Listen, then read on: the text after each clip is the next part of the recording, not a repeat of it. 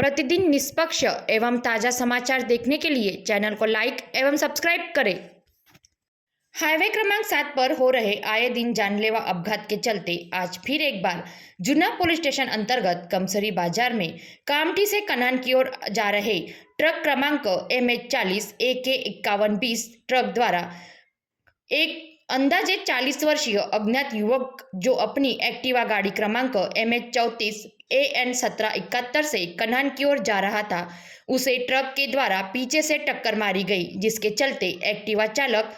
युवक की ट्रक की चपेट में आने से घटनास्थल पर ही उस युवक की दर्दनाक मृत्यु हो गई। इस घटना की जानकारी जुना पुलिस स्टेशन में मिलते ही पुलिस घटनास्थल पर पहुंचकर घटनास्थल का पंचनामा कर मृतदेह शव विच्छेदन के लिए ग्रामीण रुग्णालय में भेजकर पुलिस इस प्रकरण में आगे की जांच कर रही है।